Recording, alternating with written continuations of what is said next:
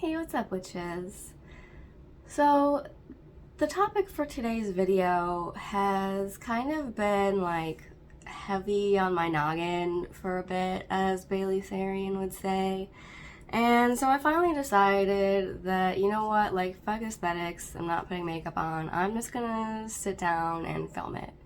Which is ironic because the topic is working with concepts like the divine feminine and the divine masculine in the modern age. So let's get into it. So I feel like if you're coming into the pagan or witchcraft sphere nowadays, and you're doing reading and research, and you're maybe looking back over older texts, like one of my favorites, for example, is still The Spiral Dance by Starhawk and things like that. But when there was that kind of new age resurgence of paganism and Wicca and witchcraft in like the 90s, 80s, 90s, you saw a lot of more goddess-focused worship and groups and things like that. Things that were kind of based on the original like Gardnerian Wicca, which does also focus very heavily on things like the goddess and the concepts of divine masculine and feminine. You know, nowadays things aren't so black and white, and we as human beings don't exist along just a cut and dry gender dynamic where it's just polar opposites of man and woman.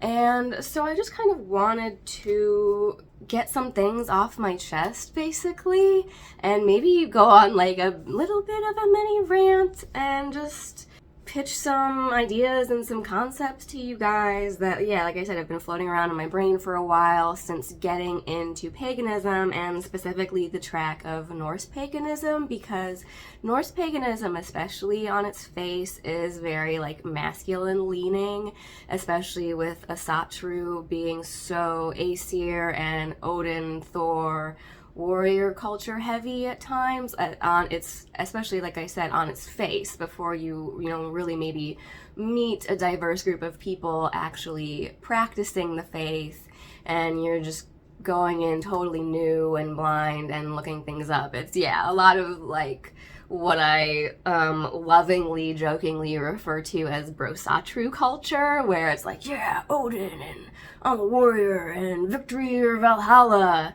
But we're not all big buff Viking warrior dude. I think in one of my first videos I did about Freya and femininity, I can do CrossFit and lift weights all day, but at the end of the day I'm still gonna be 5 nothing and like 100 pounds soaking wet. So a majority of people are gonna be physically stronger than me.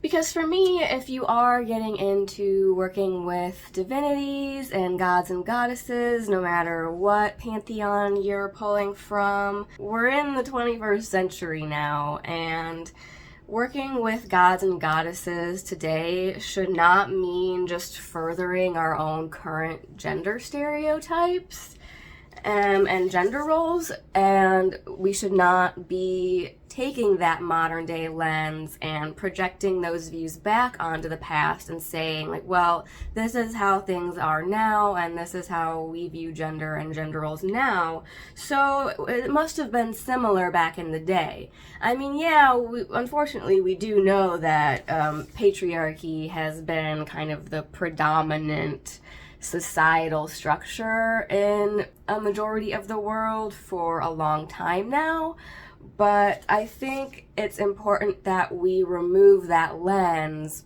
not only when looking at modern practices but also at the past, because just because we might think that that's how it was back then, we are still interpreting things and viewing things through our own modern day perceptions and stereotypes, and we can be guilty of projecting that back onto the past.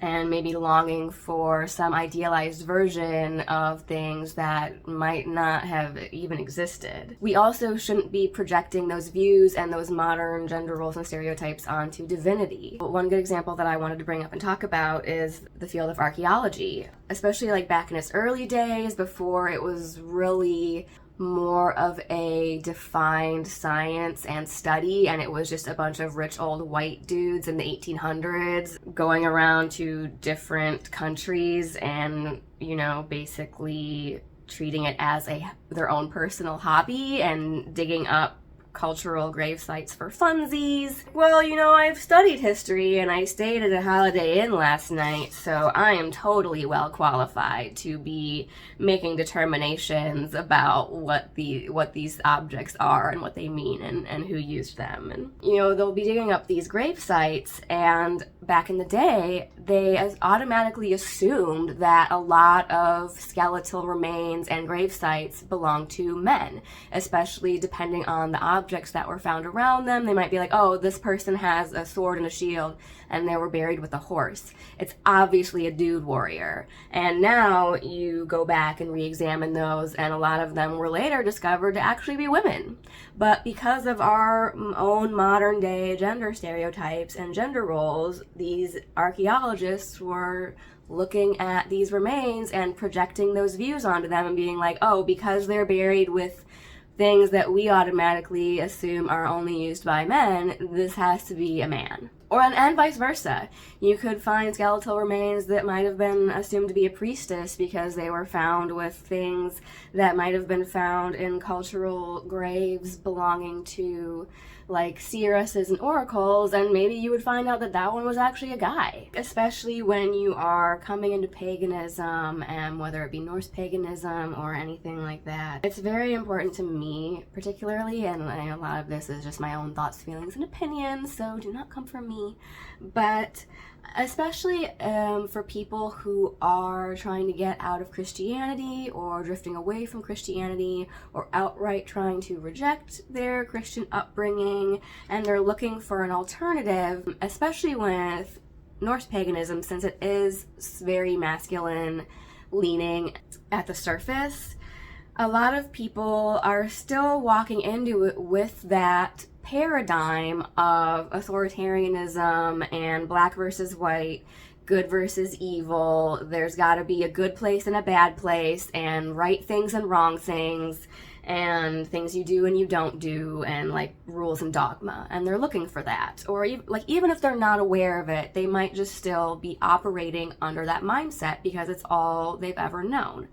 And I think it's very important when you're coming into paganism not to just end up substituting one patriarchy for another. Especially when I was first getting into Norse paganism, and it was really with the Vikings TV show and Assassin's Creed Valhalla and all of that coming out, we saw this kind of upsurge of interest in Norse paganism.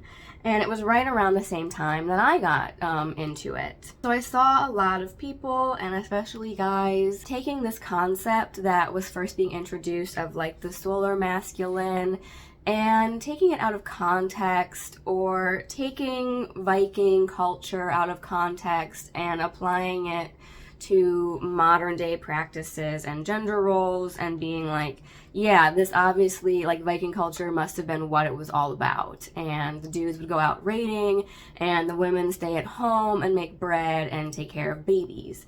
And yeah, we're just substituting one patriarchal format for another. I was watching a whole YouTube video yesterday that might have, ticked off me, finally decided to make this rant about female conservative influences who are really pushing that like trad wife mentality.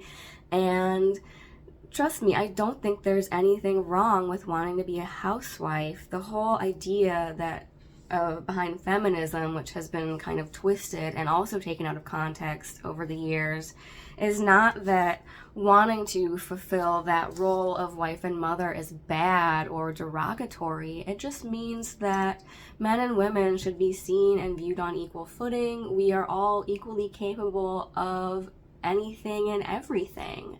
And it's important that we just all have the choice and the freedom to make our own personal decisions about what path is going to be the most fulfilling for us personally in life. And so I think it's just really easy to fall into this slippery slope of substituting one patriarchy for another. Odin is not your authoritarian sky daddy. And it's definitely not black versus white, good versus evil, and oh, like Loki is the Satan figure, and if you're bad, you're going to Helheim, and if you're good, you're going to Valhalla. It's not black and white. There's not so much of an emphasis in paganism on an afterlife, or what afterlife you're going to. I think it's just important not to be taking these modern gender roles and running wild with them, and then also projecting them backwards onto the past and viewing this idealized version of like Viking culture where it was divided strictly along those lines. And I think it also goes the other way, where, because I've seen a lot of people in modern pagan circles who are male identifying who have expressed not feeling welcome in a lot of Wiccan and goddess-centered circles because there is such a strong emphasis on the divine feminine, and in some cases I think maybe like elevating her over the divine masculine, and it can, yeah, maybe make men feel like they are not welcome and in those circles. And it's also important not to steer too far the other direction, and that I think it's important for women to come out from under the yoke of patriarchy.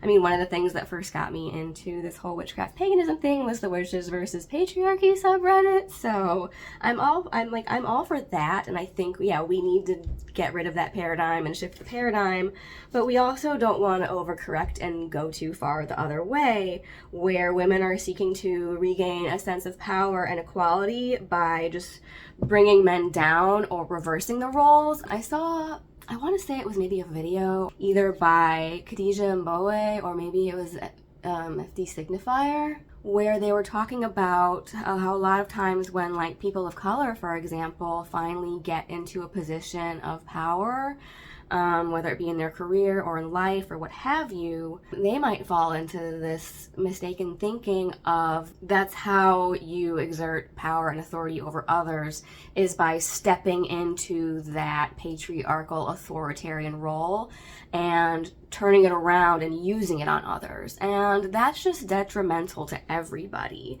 whether you're a person of color, whether you're female, male. It's using authoritarianism and like power and control to feel like you have personal power, or mistakenly thinking that that's just what you do or how you act when you get to the top, is just detrimental to our society. And so we need to regain this balance and find a space to function and explore ourselves outside of the influence and gaze of the male gaze and patriarchy, but without swinging too far the other way, where we're just doing a role reversal and putting men under and basically treating them the way that they've treated us. No one wants to be made to feel that way. And it's led to, I think, a lot of confusing dynamics and talk around concepts like feminism or men versus women, because we need to get out of that like 80s men are from Mars, women are from Venus mentality. And I think in a lot of ways, this whole patriarchal, misogynistic view of masculine versus feminine traits and things that are gender coded as masculine versus feminine has led to what you will commonly see referred to as the toxic masculinity, where men and masculine traits are automatically seen as superior because men have been running the show and in control for so long that masculine defined traits are superior, and anything that is coded or seen as feminine is thereby kind of presumed, whether consciously or subconsciously, to be inferior, weak, just not of any substance, not worth acknowledging, not worth having, not worth exhibiting. And I think in a lot of ways that's why toxic masculinity is a thing is because feminine traits are so looked down on that men are so afraid of showing any trait or interest or hobby that might be coded or perceived as feminine, that they avoid it and steer clear of it entirely. And we're all just placing ourselves in these little narrow restrictive boxes as a result, and not allowing ourselves to just like live our fucking lives. Toxic masculinity to me does not mean that all men or all masculine coded traits are bad, just that our extreme views and definition of what traits equals a real man nowadays, or what is proper male behavior, are so rigid and place so much pressure on men in modern society to conform and strictly adhere to these definitions, that it becomes toxic for everyone, including the men. Because if everything coded as feminine, like showing emotion, the whole like boys don't cry, being in touch with your feminine side, just allowing yourself to feel emotions, process emotions, acknowledge that you have them, acknowledge that you might have interest in things that might be feminine, like drinking alcoholic drinks that aren't beer. Heaven forbid a guy want to go to a bar and have a good tasting fruity drink with an umbrella in it, you know? And why? Like, it gets to the point where if you go on Reddit, you will find that there are these men who are literally afraid to wipe their own assholes because touching your own butt is apparently gay. And it just stems from this subconscious misogynistic view that anything viewed as even slightly feminine leaning or not adhering to this very strict, narrow definition of what defines masculinity is therefore weak or inferior, and no guy wants to be seen that way, wants to be seen as feminine because that equals weak and bad, that they just won't even let themselves explore this whole other side of humanity and living. And that's just kind of sad. It's like, why should any of us have to limit ourselves in our experiences on Earth as human beings? Because Freya especially teaches me the power of that today, which is usually coded feminine, and that it's not inferior, and that it does have value, and that everyone can benefit from exploring these aspects within and without themselves, while also recognizing that this is a 20th century lens with which we are viewing ourselves and the past, and many current gender stereotypes have really only become prevalent not even just in the last century, but within the last 50 to 60 years.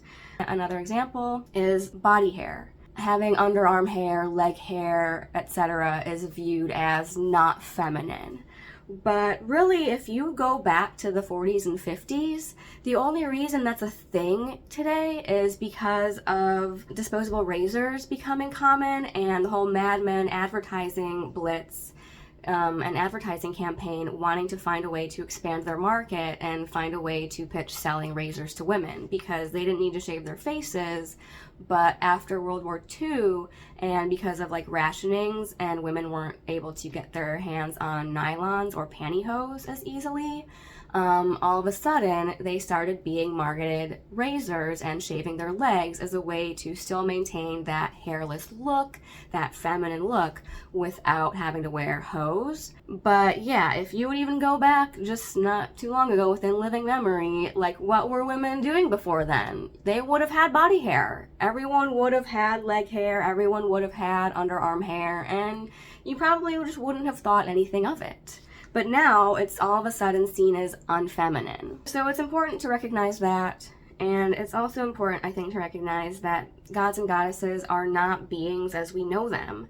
Just because they are a god or a goddess and might present as masculine or feminine, they don't really embody or adhere to strict gender roles as we define them. Like us, they exist along a spectrum. Like, take Loki, for example. Not only is he a shapeshifter, but he also became a female horse in the wooing of Sleipnir, if that's what you want to call it. And even Odin is known to have dressed and acted like a woman in order to learn and practice the magical art of satyr, because it was typically only taught and practiced by women.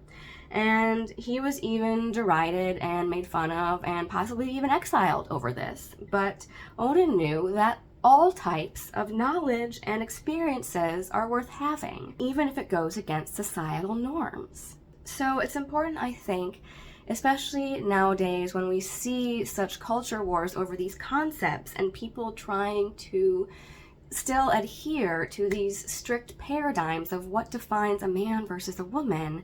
And really, everyone at the end of the day needs a mixture and a balance of both energies in order to just be a well-rounded, self-actualized, and content person. One thing that I personally like to do nowadays is to refer to energies not as masculine or feminine, but you can say active or receptive. I don't like to say active or passive because, yeah, like, women shouldn't be automatically assigned a passive role, but active and receptive.